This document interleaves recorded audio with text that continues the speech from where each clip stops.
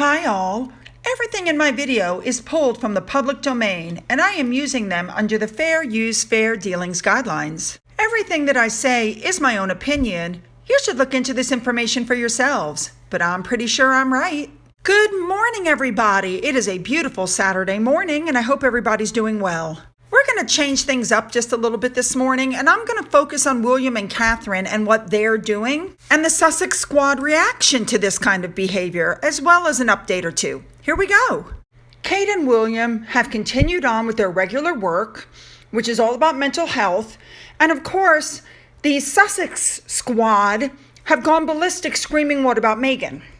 And the thing is, this has been Catherine and William's thing for years and years. For example, here's an article from 2016, before Harry even met Meghan, about a blog post that Kate was doing about mental health. Here's a photo of the heads together with William, Catherine, and Harry, and everybody's so smiling and happy.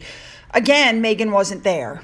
So anyway, William and Catherine went to visit the Newham ambulance station and they talked with the staff about their experiences since working with the coronavirus outbreak.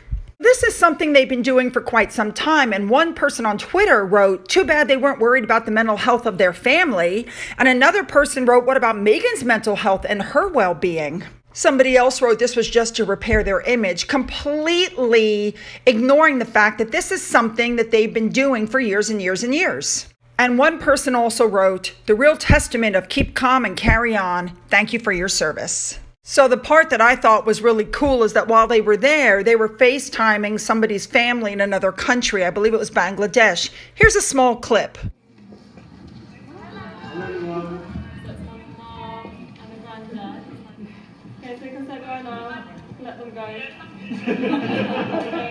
We can sit here and do some more family chatting if that helps.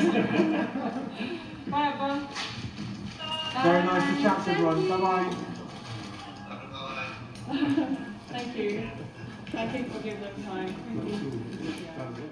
Now, we all know that this has become a big thing because Meghan claims that the monarchy turned her away when she begged for some mental health. With that, I'm going to regress just a little bit and make one statement. I'm extremely disappointed in Harry because I realized after watching the interview for the second time and after watching the video by According to Taz, who, by the way, if you are not subscribed to her, you should be. I realized that Harry is a horrible husband. I mean, he is. If I was married to somebody who was pregnant and they said, you can't leave me here because I might hurt myself and thereby extension kill your unborn child, I would not leave the house. I would cancel whatever it was we were supposed to do. I would put them in the car. I would drive them to a hospital. I would call their OB doctor. I would call their mother, who's a mental health counselor. There's so many things that I would do, but Harry didn't do anything because he personally felt ashamed to admit to anybody that his wife was having issues. Can somebody please explain to me why the Sussex Squad and all of Harry and Meghan followers have said nothing about Harry and his behavior? I mean, I noticed Oprah and Gayle King didn't say anything about that in their statements, and that brings me to the next thing I want to discuss. You know, they had their interview, and the way things usually work is you have the interview and then things drop off the front page, but that's not happening because Oprah and Gayle King continue to drip feed the media with information like almost every single day. This is what ties it all together. Remember this? You have to go through that, and you know Harry and I are working on this mental health series for Apple, and we hear a lot of these stories. How much do you guys want to bet that this is all part of the whole thing to get their mental health series up and running, and that this will be a major topic during their podcasts? I mean, this was Catherine and William's thing, but now I think they want it to be their thing. What do you guys think about that? Time for our Finn update. I thank everybody for all the information you sent on the potty training, and I'm going to follow a lot of the advice that was sent. As you all suggested, I had the vet check out the spot on his back, x-rays, the whole bit, and he's in good health. And this was him this morning. Somebody got the zoomies this morning. He is running all over the yard. I'm going to get you. I'm going to get you. Oops, you don't fit under there anymore. Oh my God. Zoomies. It's the morning zoomies. It's the morning zoomies.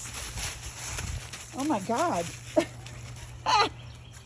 The vet said he's like a new dog, not at all like he was 2 weeks ago when she first saw him when we brought him home from the shelter. She also informed us that Finn went from a little over 7 pounds to 11.8 pounds in 2 weeks, and she's estimating his final size to be between 30 and 35 pounds, which is absolutely perfect. So what do you guys think about the fact that Harry and Meghan are touting on about mental health, that Harry's a crappy husband for that, and that all ties into the Apple podcast about mental health, or am I reaching? You can be honest, I can take it. So make sure to leave your comments below. Don't forget to follow me on Twitter. Don't forget you can email me. Everything's up in the box above. Don't forget about my coffee/alcohol fund. We can stop with the alcohol soon. I'm almost over having to watch that interview for a second time. I may have to use some of that money for my mental health counseling after that. Anyway, I hope you guys have a fabulous day.